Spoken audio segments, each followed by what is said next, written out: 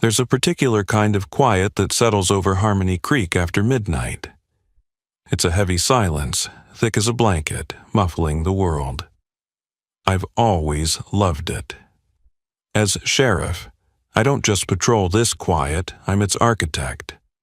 My Ford Explorer hums along, its headlights slicing through a darkness I know by heart. I know the flickering porch light on the Miller house and the spot on Elm Street where the pavement buckles every spring. This town is my symphony. That's why the car stood out. A gleaming Lincoln Continental, hunkered down in the gravel alley behind the old lumber mill. That's Mayor Rick Sterling's car. I know the vanity plate, Mr. Mayor, and the self-satisfied shine of the chrome. But this isn't his neighborhood. This is a place of ghosts and rust, a dead end where teenagers used to drink cheap beer before I put a stop to it. The sight of that car here, now, was a note played so far out of key it made my teeth ache. My training screamed at me to call it in, to flip on the floods and ask some pointed questions. But I killed the engine a block away instead, the silence rushing back in to fill the void. Something told me this wasn't official business. This was personal, even if I didn't know why yet. The crunch of my boots on the gravel was the only sound as I approached, my hand resting on the cold steel of my Glock, more out of habit than necessity. I felt like a trespasser in my own town. A single weak bulb burned inside the mill, its yellow light bleeding through a grime-caked window. It was just enough to see. Enough to make out two silhouettes against the far wall. They were close. Too close for a business meeting. Then one of them shifted. The woman, turning just enough for the light to catch the warm, chestnut color of her hair.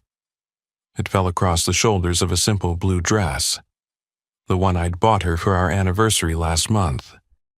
My world didn't explode. It simply collapsed, shrinking until it was nothing more than the dirty glass of that window pane. I saw my wife, Sarah, her hand on Mayor Sterling's chest.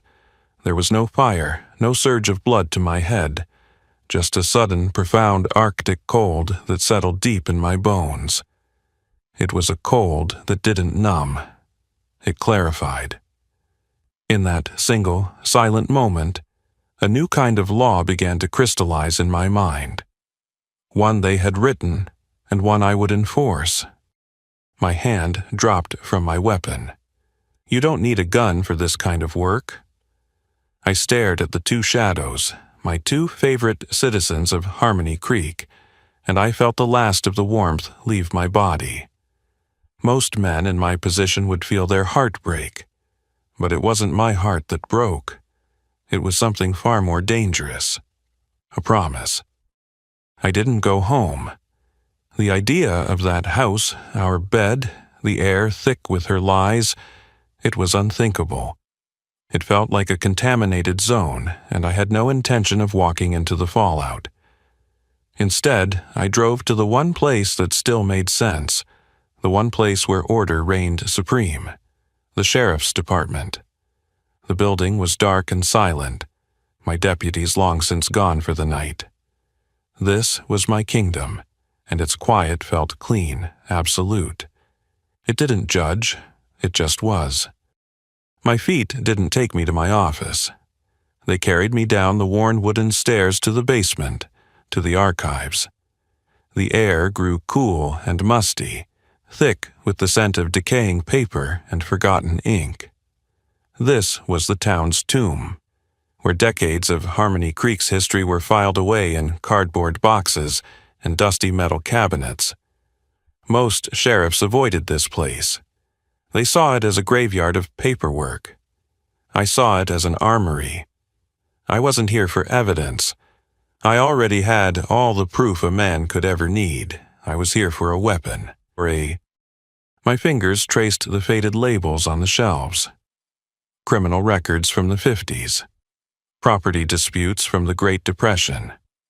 The lives and sins of generations, all neatly categorized. I wasn't interested in a crime of passion. That was Sterling's style, not mine. His mess was loud, emotional, and sloppy. My response would be quiet, precise, and devastating. It would be an act of meticulous, procedural violence, something that couldn't be traced back to a broken heart, only to the letter of the law. That's when I saw it, tucked away on a low shelf, its spine thick and dark. The Municipal Code of the City of Harmony Creek, 1924 edition. It was a beast of a book, bound in cracked black leather, the gold lettering flaking away. No one had likely opened it in half a century. I pulled it free, the weight of it surprising, solid. It felt less like a book and more like a stone tablet. I carried it back upstairs to the harsh fluorescent glow of my office and laid it on my desk. I opened it. The pages were brittle, yellowed with age, and they smelled of time itself. It was filled with hundreds of bylaws, ordinances, and amendments, a labyrinth of forgotten rules for a town that no longer existed. Laws about the proper tethering of horses, regulations on the disposal of coal ash, prohibitions against public whistling on Sundays. It was a perfect preserved weapon, a rule book for a game nobody knew they were still playing. And as I read, the cold in my bones began to transform. It sharpened into a tool. My eyes scanned the dense text, my mind connecting forgotten paragraphs to the Harmony Creek of today, to Rick Sterling's Harmony Creek. I wasn't going to break down his door. I wasn't going to put my fist through his smug, political face. I was going to dismantle his world, piece by piece. I would not break a single law. In fact, I would become their most fervent, absolute champion. I would honor every last one of them, strictly by the book. His book. Sterling's ego was getting a facelift. They called it the Main Street Revitalization, a project he championed with the fervor of a televangelist. New storefronts, modern signage, polished chrome where there used to be worn-out brick. He was scrubbing the town's history away, replacing it with his own reflection. Every morning, the sound of nail guns and electric saws was a fresh insult, a reminder of the rot he was trying to pave over. He saw it as progress. I saw it as the first target. Back in my office, the old codebook sat open on my desk like a Bible. The coffee I'd brewed hours ago was cold and bitter, but I didn't notice. I was hunting. My finger slid down the index, past regulations for livestock and dance halls, until I found it. Chapter 9. Public Works and Historic Properties. My pulse didn't quicken. Instead, a profound calm settled over me. This wasn't about passion. This was about precision. This was about finding the perfect gear to jam the entire machine. Ordinance number 11. 38, passed in 1931, on the preservation of the historic visage of Harmony Creek. It was a masterpiece of bureaucratic poetry. It stipulated that any alteration to the facade of a commercial building, constructed prior to 1940, required the express written consent of the Town Historical Committee. A committee, as a quick check of the town charter confirmed, that was officially dissolved in 1957. It was a lock with no key, a dead end buried in plain sight. I spent the next hour at my desk, the only sound the scratching of my pen on the official stop work order forms. One for each of the 14 businesses on Main Street. I filled them out with meticulous care, citing the ordinance and the penalty for non-compliance. There was a clean, satisfying finality to it. I wasn't a man scorned. I was an instrument of the law. I handed the stack of notices to my deputy. "Serve these, Dwight, immediately." He looked at the papers, then at me, his eyes wide with confusion. "Sheriff?" "Just follow the procedure, son." Within an hour, Main Street fell silent. The whining of saws and the shouting of foremen ceased. It was replaced by a new sound, the incessant, angry ringing of the phone at my dispatch. The shop owners who had bought into Sterling's vision of a brighter future were furious. They weren't calling me, not yet. They were calling their savior, the man who had made them all these promises. They were calling the mayor. I sat back in my chair, listening to the muffled chaos through my office door, and felt the first faint tremor of a collapsing world. His world. My personal line buzzed, a sharp, insistent sound that cut through the noise. The caller ID glowed with his name, Mayor Rick Sterling. I let it buzz a second time before picking it up. "Sheriff Callahan," I said, my voice as flat and cool as the steel on my desk. "Jack, what in God's name is going on? My phone is blowing up. You've shut down my entire project." His voice was a tight coil of forced charm and barely concealed rage. He still thought he was in charge. "There's no mistake, Mayor," I replied, my tone even. Work was being performed in violation of a municipal ordinance. I could hear him sputter on the other end. "What ordinance? Some dusty old rule from the Prohibition era?" "Ordinance 1138, 1931. It's quite specific about the required approvals for facade alterations." There was a pause. I could practically hear him processing the dead end I'd built for him. "This is insane, Jack. It's a clerical error, a ghost. You can't be serious." "I've never been more serious in my life," I said, letting the coldness seep into every word. "I'm simply enforcing the code." His voice dropped, losing the politician's polish and finding the raw nerve of a bully. "You are making a colossal mistake, Callahan. You have no idea who you're messing with."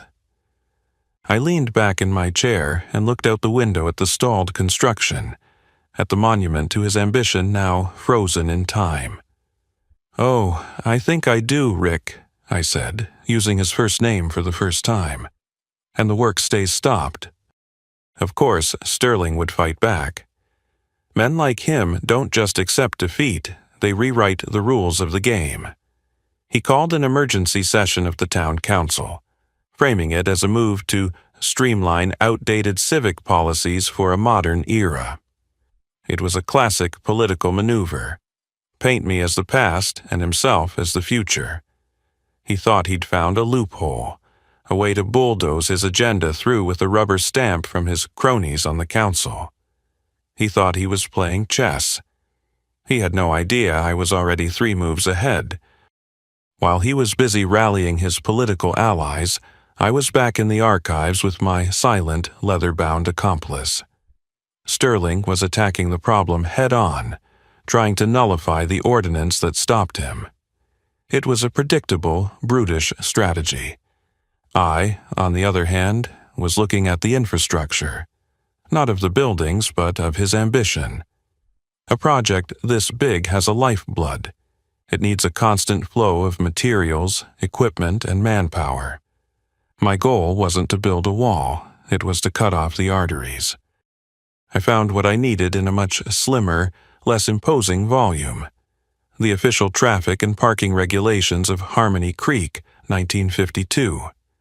It was a relic from an age of Studebakers and 2-lane roads, but its ink was just as binding. Section 3, subparagraph C, was a thing of beauty. For the assurance of public access and mercantile fluidity, no commercial conveyance shall halt for the purposes of loading or unloading on Main Street between the hours of 8 a.m. and 6 p.m. It was perfect. The next morning, I didn't send a deputy. I went myself. The work crews were back, emboldened by Sterling's emergency meeting. A large, flatbed truck was parked diagonally across the street, its crane lifting a pallet of drywall. I parked my cruiser, walked over, and tapped on the driver's window. "Morning," I said, my ticket book already in my hand. "Can't do this here." The driver, a kid from 2 towns over, just looked at me. We got the go-ahead. The mayor fixed it. He was so sure of himself, so confident in the power of his boss. The mayor doesn't get to fix the traffic code, I said, my voice calm and even. I tore the first ticket from the book and slid it under his windshield wiper. And he's not the one who will have to impound your truck if it's still here in 10 minutes. I moved down the street, a one-man parade of procedural obstruction. 1 ticket for the lumber delivery, another for the cement mixer, a third for the window supplier's van. The fines were just a nuisance. The threat of towing their vehicles was the real poison pill. By lunchtime, Main Street was a ghost town again. The half-finished facades looked like skeletons, abandoned in the middle of a sentence. Word spread like a virus. The town wasn't just confused anymore, it was on edge. This wasn't the Sheriff Callahan they knew. The foreman of the construction crew stood in the middle of the empty street, his face a mask of disbelief. "What is this, Callahan? What the hell are you doing?" I simply adjusted my hat and looked him dead in the eye. "My job," I said. "Something the mayor should try sometime." I finally had to go home. The house felt like a stranger's territory, a meticulously crafted stage set for a life I no longer recognized. The air was thick with the scent of roasted chicken, a familiar comforting aroma that now turned my stomach. Sarah was in the kitchen, humming softly to a song on the radio. She turned as I walked in, a perfect smile already in place, the kind she reserved for town council meetings and nosy neighbors. It was a performance, and I was now the sole member of the audience. "You're late, honey," she said, her voice a warm, practiced melody. "Everything okay at the office?"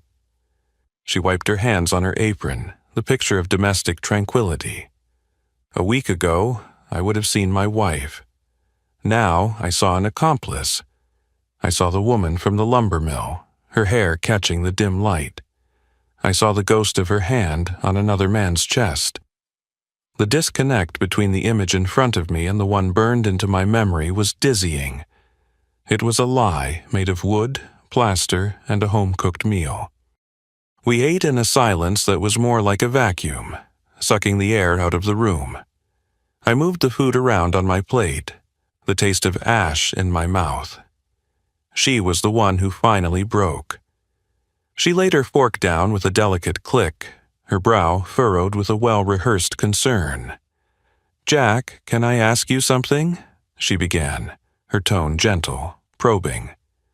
"Some of the ladies at the library were talking today about Main Street, about you." She was laying the groundwork, pretending this was about civic duty.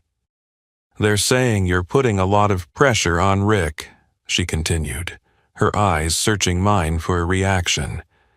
"He has so many wonderful plans for this town, Jack. The revitalization, it means a lot to him, to everyone." There it was. The defense of her lover, wrapped in the guise of community spirit. For a moment, the Arctic cold inside me threatened to flash into a white-hot rage. I could have flipped the table. I could have told her what I saw, but that would have been a messy, emotional, human thing to do. That wasn't the plan. I took a slow sip of water, letting the silence hang. I looked at her. Truly looked at her for the first time since walking through the door. The woman I had loved was gone, replaced by a stranger wearing her face. A co-conspirator. I placed my glass down on the table with a quiet finality. "I'm just making sure order is maintained," I said, my voice devoid of any emotion. I stood up and walked to the counter to pour a cup of coffee, turning my back to her for a moment. The coffee maker gurgled, a mundane sound in a room charged with unspoken treason. I turned back around, leaning against the counter, the warm mug in my hands. "By the way," I said, my voice as calm as a frozen lake, "you should get the rear taillight on your car fixed. The right one is out. I paused, letting my eyes meet hers. It's a violation. I'd hate to have to write you a ticket.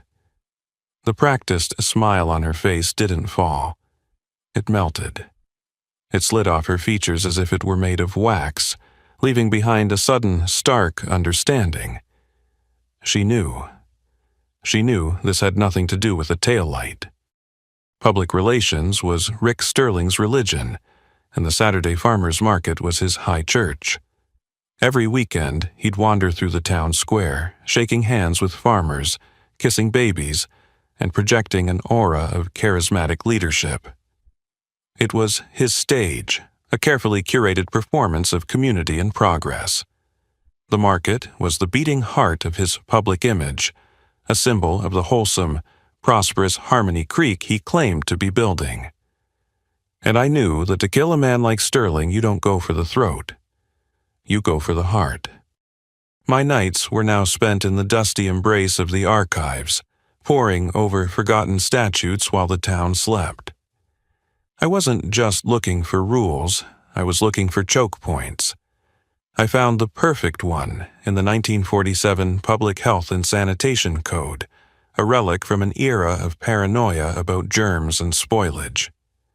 It stated, in no uncertain terms, that any vendor selling perishable foodstuffs in an open-air environment must possess two things: a mechanically refrigerated icebox of an approved and certified design, and a valid certificate attesting to the potable purity of their water source. It was archaic, impossible, and utterly beautiful. I arrived at the market just after 10 in full uniform. The sun was bright, a folk singer was strumming a guitar on a small stage, and the air smelled of fresh bread and kettle corn. The illusion of peace was perfect. My presence was an immediate tear in the fabric. Conversations faltered as I walked past. I started with old Mrs. Gable's pie stand. She'd been selling her apple pies here for 30 years. "Morning, Martha," I said, my voice gentle. "I'm sorry, but I have to see your sanitation certificates." She just stared at me, her smile faltering. "My what, Jack?" "Your certificate of water purity and the inspection seal on your refrigeration unit," I explained, my tone matter of fact. "It's in the code." Her confusion turned to indignation, but I was already moving on. The cheese guy didn't have one.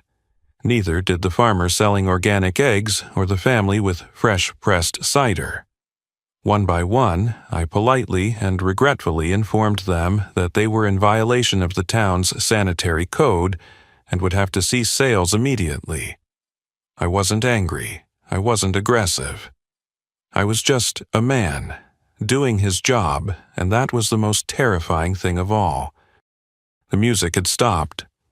A crowd was gathering, a low murmur of anger and disbelief rippling through them. That's when Sterling descended from his throne. He came striding through the chaos, his face a mask of practiced concern. "Jack, what seems to be the trouble here? These are our friends and neighbors." He placed a hand on my shoulder, an attempt to project control, to show everyone that he was handling the situation. I didn't shrug it off. I simply turned to face him, letting the crowd see us both. "No trouble, Mayor," I said, my voice carrying in the sudden silence, "just ensuring our vendors are compliant with the 1947 Health Code. Public safety is my top priority after all." His smile tightened at the corners. He knew I had him. He couldn't argue against public safety in a public square. He looked at the angry faces of the farmers, his most loyal constituents, now looking to him for a solution he didn't have. For the first time, I saw a flicker of genuine panic in his eyes. He tried to recover, raising his voice to address the crowd. "Folks, clearly there's been some kind of misunderstanding with some outdated regulations. I assure you, I will get to the bottom of this." But the damage was done. The heart of his Saturday had stopped beating. I had turned his greatest PR tool into a scene of bureaucratic failure, and I'd used his own laws to do it. As I walked back to my cruiser, leaving him to manage the fallout, I knew his approval rating wasn't just dropping. It was bleeding out on the cobblestones of the town square. A wounded animal is a dangerous animal, and I had wounded Rick Sterling's pride. He needed a win, something big to distract from the debacles on Main Street and in the town square. He found it in Harmony Glen Estates, an exclusive development of luxury cottages on the wooded hills at the edge of town. It was his magnum opus, funded by a Boston real estate mogul who saw our quiet corner of Vermont as his personal piggy bank. It was a monument to Sterling's ambition, and I knew its foundation had to be built on something rotten. My nights became a ritual of dust and silence. While the town slept, I was in the archives, surrounded by the ghosts of surveyors and town clerks. I wasn't looking through legal codes anymore. I was looking for something more fundamental, something written not in ink but in the earth itself. I pulled out the old property ledgers and heavy canvas-bound chests of survey maps. I spent hours tracing the faint, spidery lines of forgotten property boundaries. The ink faded to the color of rust. I was looking for a seam, a crack in the ownership of the land itself. I found it on a Tuesday, just before 3 a.m. It was a survey map from 1899, brittle and smelling of vanilla and decay. In the corner, a detailed addendum was attached with a wax seal. It was a copy of the Great Land Act, a local ordinance passed to settle a dispute between two founding families. It clearly delineated the parcels of land, including a wide 20-acre swath that cut directly through the proposed development. And beside that swath, a single glorious sentence said, "Parcel shall remain in perpetuity a common pasture for the free grazing of residents' livestock." The next morning, I drove out to the construction site at dawn. The bulldozers were already there, their diesel engines rumbling, ready to tear another scar into the hillside.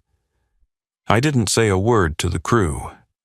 I took a hammer and a stack of freshly printed signs from my trunk. I walked the old boundary line from the map, my boots sinking into the soft earth. One by one, I hammered the signs into the ground. Town property, public pasture land. No trespassing per the Great Land Act of 1899. They stood there, stark and white against the green, an army of silent legal soldiers. The project didn't just stop, it seized. A multi-million-dollar development was brought to its knees by the ghost of a 100-year-old cow pasture. I didn't have to wait for the investor's call from Boston. I knew he wouldn't waste his time on a small-town sheriff. He would aim his fury directly at the man who had guaranteed him a smooth ride. My phone rang just after noon. The name on the screen glowed with an angry red light. I let it ring 3 times before I answered, just to let the pressure build. "Callahan!" The name was a gunshot, an explosion of pure, distilled rage. There was no greeting, no preamble. "You son of a bitch! Do you have any idea what you've done? My investor is threatening to pull out, to sue me, to sue the whole goddamn town." I held the phone an inch from my ear, listening to him shred his own vocal cords. He threw every threat he could think of at me, my job, my pension, my reputation. He was a drowning man, flailing wildly and trying to pull me under with him. I waited until he had exhausted himself, his frantic threats devolving into ragged gasps for air. The silence that followed was heavy with his impotence. "Are you finished, Mayor?" I asked, my voice as calm and steady as the ticking of the clock on my wall. He started to sputter again, another wave of fury building, but I cut him off. "If you have a formal complaint about my enforcement of the town's established land acts, I suggest you submit it in writing to my office." I paused for a beat. That is the proper procedure, after all. Then I hung up. Every empire has its feast days, its grand celebrations of power. In Harmony Creek, that celebration was the annual Founders' Day Ball. It was Sterling's crown jewel, a night where the town's elite, the business owners, the old money families, his political donors, would gather to drink expensive champagne and congratulate themselves on their own success. It was a pageant of influence, personally orchestrated by the mayor himself. It was the perfect stage for his public execution. This time, I didn't even need the archives. I knew this one by heart. It was a piece of local lore, a footnote in the town's history that most people had forgotten.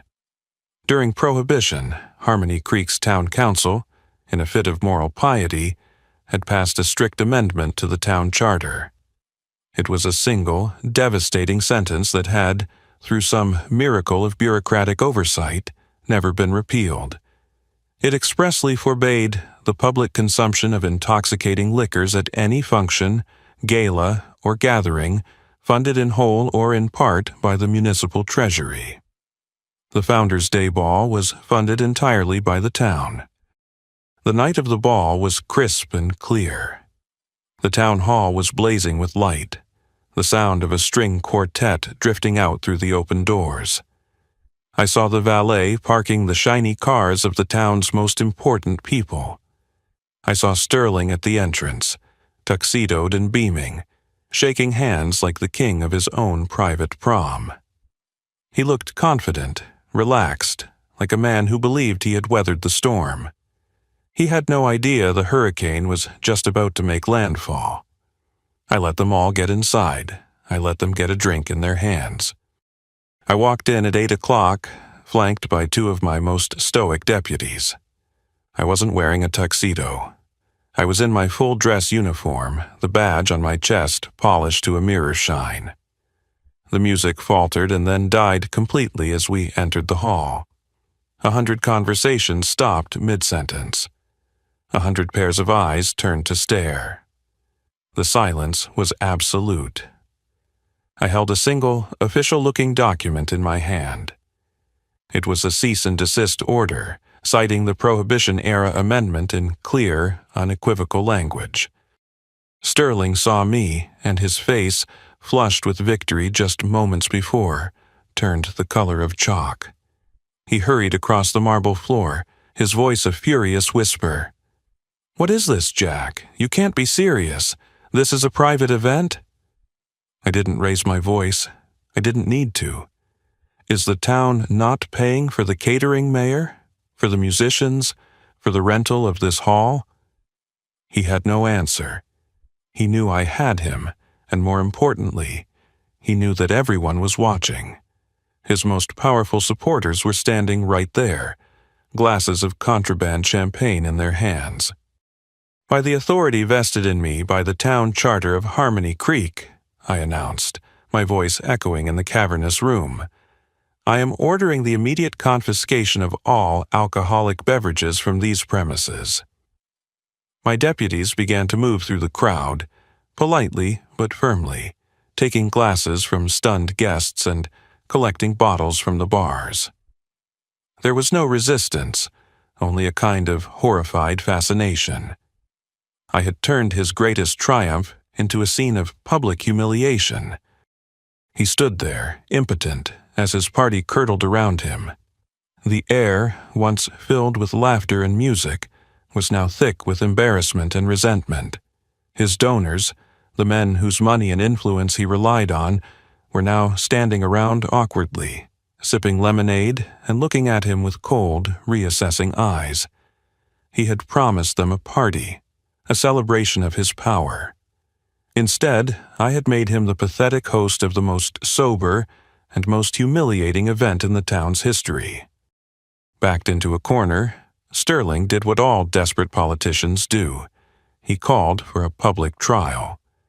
Not a real trial, of course, but a carefully stage-managed piece of political theater. He announced an emergency public hearing at the town hall. The topic printed in bold letters on the flyers posted all over town, an inquiry into the overreach of authority by Sheriff Jack Callahan. He was going to put me on the stand in the court of public opinion. He was going to turn the town against me, painting me as a rogue agent of chaos, an enemy of progress. He thought it was his final, brilliant move. He had no idea he was walking directly into my trap. The main hall was packed, the air thick with anticipation and the scent of stale coffee. It felt less like a town meeting and more like a public shaming. Every person I had inconvenienced over the past few weeks was there. The furious shopkeepers from Main Street, the bewildered farmers from the market, the irate construction foreman from Harmony Glen. They were his jury, and he had spent days poisoning the well, whispering in their ears about my supposed vendetta. Sarah was there too, sitting in the third row, her face a pale, unreadable mask. She was here to watch the final act. Sterling took the podium, radiating a theatrical solemnity. He was a master of this, a conductor of public sentiment. He spoke of the future, of his bold vision for a new, prosperous Harmony Creek. He painted a picture of a town on the brink of a golden age, a dream deferred by one man's obsession with obsolete and nonsensical rules. "This isn't about progress versus the past," he boomed, his voice resonating with false sincerity.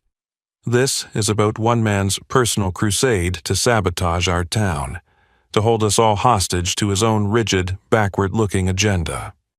He spoke for nearly an hour, building his case brick by brick. He called me an obstructionist, a tyrant, a man drunk on the meager power of his badge. He twisted every action I had taken, reframing my enforcement of the law as a malicious abuse of it. The crowd, already primed for anger, drank it in. I could feel their resentment solidifying, their confusion hardening into righteous indignation. He was good, I had to give him that. He was a magnificent liar. When he finally finished, the hall erupted in a roar of applause. He had them. He had his verdict. Then, the councilman moderating the meeting, a nervous accountant named Miller, cleared his throat. "Sheriff Callahan," he said, his voice barely audible over the din, Do you have anything to say in your defense?" Sterling smirked, a look of pure triumph on his face. This was the moment he'd been waiting for, the moment I would be forced to justify my insanity.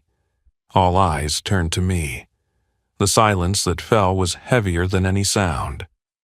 I stood up, walked slowly to the podium, and placed a single, heavy, leather-bound book on the lectern in front of me. I didn't look at the crowd. I looked directly at him. I let the silence stretch, letting the weight of their collective anger press in on me. Sterling was still smiling, that confident, predatory smile of a man who knows he has won. I opened the old code book, its pages crackling in the quiet hall. I didn't defend myself. I didn't plead my case. I simply stated the facts, my voice calm and measured, a stark contrast to Sterling's impassioned theatrics. "I am not the author of the laws of this town," I began, my eyes fixed on the mayor. "I am merely their custodian." One by one, I addressed each of his accusations, not with excuses but with citations. "The work on Main Street was halted," I said, turning a page, "in accordance with Ordinance 1138 of 1931, which forbids facade alterations without the approval of a committee that no longer exists." I looked at the furious shop owners. I did not create this problem.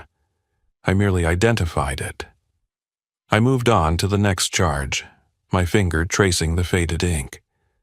Commercial deliveries were ticketed based on the traffic and parking regulations of 1952, Section 3.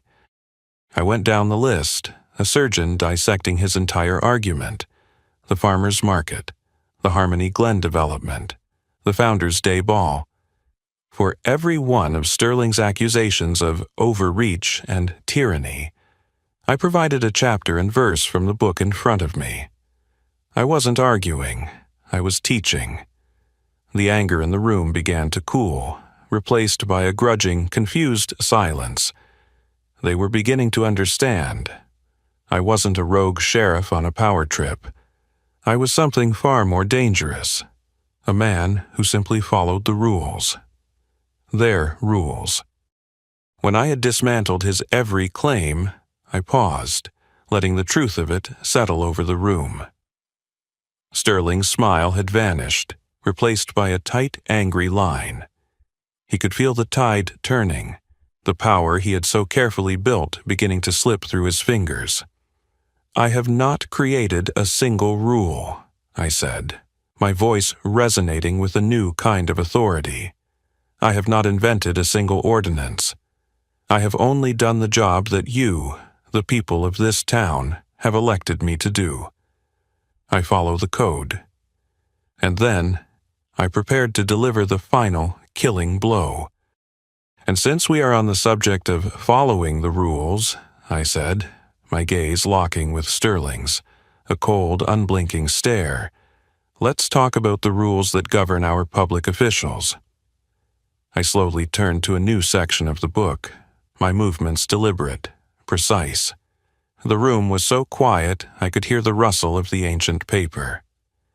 "Let's talk about the Public Servant Code of Ethics, adopted by this town in 1961. I looked up from the book directly at the mayor and let him see the abyss in my eyes. "Specifically," I continued, the words dropping like stones into a deep well, "let's talk about Section 7, Paragraph 4, the one that strictly prohibits the use of any municipally owned property for personal activities unrelated to the execution of one's official duties." I let the sentence hang in the air, a loaded weapon pointed directly at his heart. "Mayor Sterling," I said, my voice dropping to a near whisper, a sound that seemed to fill the entire hall. "Perhaps you could explain to the citizens of Harmony Creek why their town's official mayoral vehicle is so frequently parked, late at night, in the deserted alley behind the old lumber mill." The silence that fell wasn't empty. It was a physical presence, a thick, heavy blanket that smothered the room. It was the sound of 100 minds making a single, damning connection. It was the sound of a carefully constructed world coming to a dead, silent stop. Every angry glare that had been aimed at me a moment before was now locked on the man at the podium. A man who suddenly seemed very small, very fragile, and utterly alone. All the color drained from Rick Sterling's face, leaving behind a pale, waxy mask of disbelief. His mouth opened, a slight reflexive gasp, then closed again. He looked like a fish pulled from the water, suffocating in an element he could no longer process.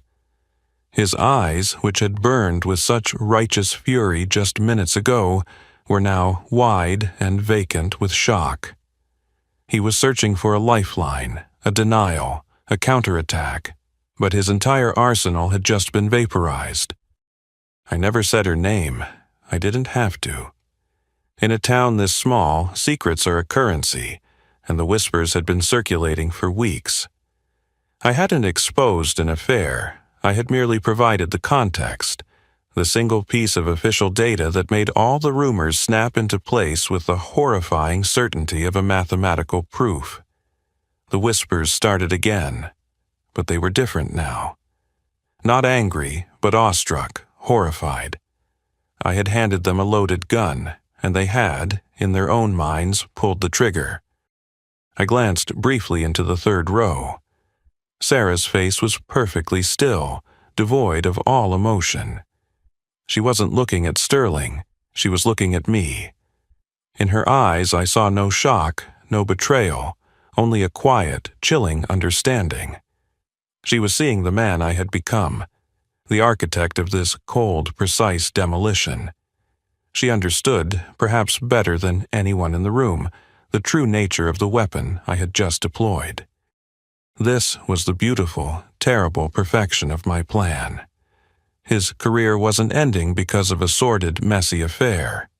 That was a private sin, something he could deny or spin.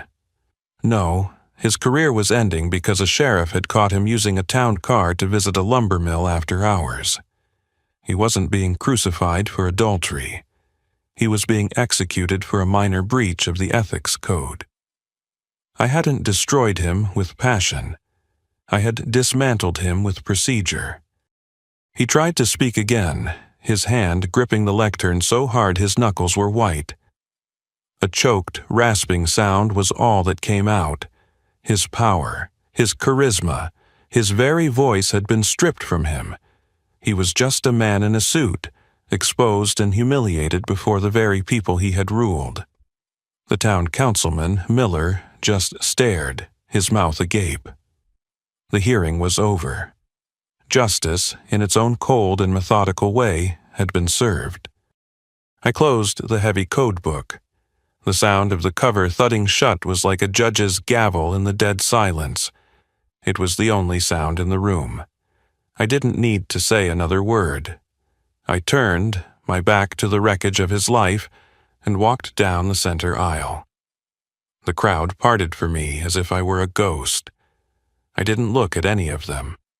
I pushed open the heavy doors of the town hall and walked out into the cold night air, leaving him to be devoured by the silence I had made. The drive home was a journey through a vacuum.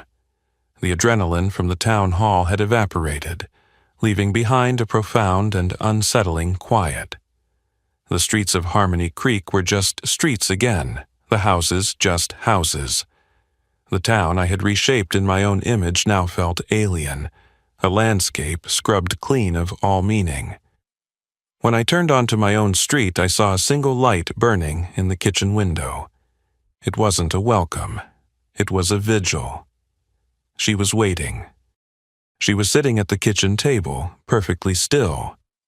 A single suitcase stood by the back door, a silent, unassailable witness. She wasn't crying.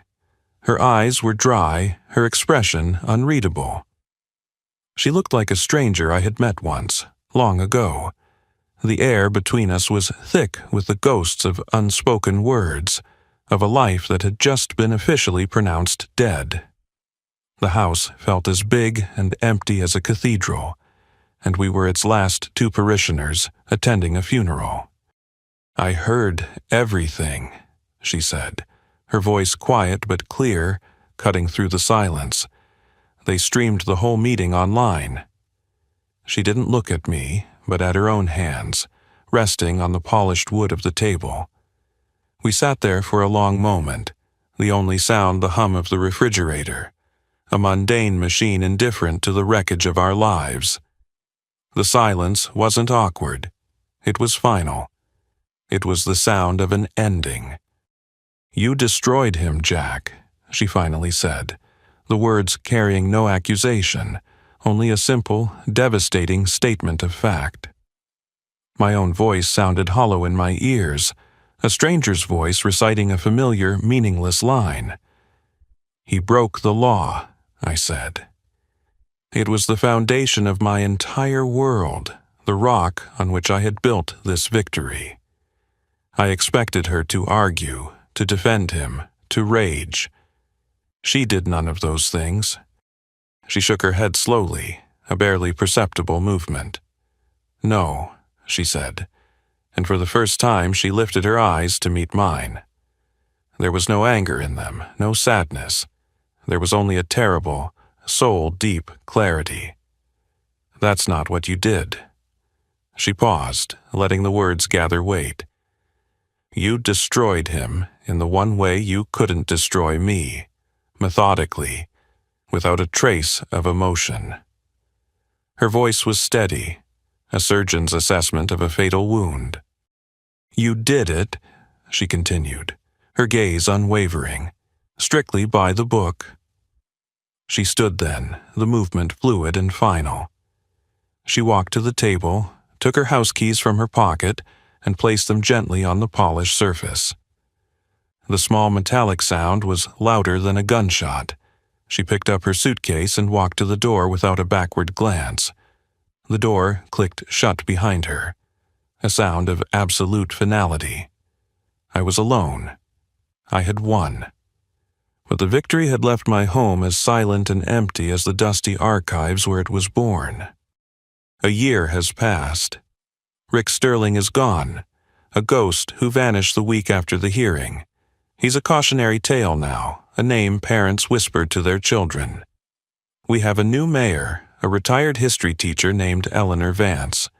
Her first official act was to form a committee to review, revise, and repeal the town's archaic ordinances. She's methodically dismantling the very arsenal I used to win the war. The irony is not lost on me. It's a quiet, constant hum beneath the surface of my days. Sarah lives in another state, closer to her sister. The divorce was clean, efficient, and final. 2 lawyers exchanged paperwork, and a judge I'd never met signed a piece of paper that erased 20 years of my life. There were no fights, no shouting matches, just a quiet, orderly dissolution. It was processed with all the passion of a property dispute. We divided our assets strictly down the middle. It was only fair. It was according to the rules. I am still the sheriff of Harmony Creek. The town is more orderly than it has ever been. People respect me now, but it's the kind of respect you give to a coiled snake. It's a respect born of fear. I am no longer just Jack Callahan, a neighbor, a husband. I am a symbol of an unbending, unforgiving law. I am the man who brought down a mayor with a forgotten paragraph. I am a walking, breathing statue of a consequence, and people keep their distance. My nights are the same. I patrol the quiet streets, my headlights cutting through a darkness I am now solely responsible for. The town's silence is no longer a comfort, it's a judgment. It's a reflection of the silence in my own house, in my own heart. I am the guarantor of a peace I can no longer feel, the architect of a quiet that has become my own personal prison. I know every house, every car, every crack in the pavement. And every night my route takes me past the old lumber mill. It stands there in the darkness, a crumbling monument to the moment everything changed. I don't see 2 shadows in the window anymore.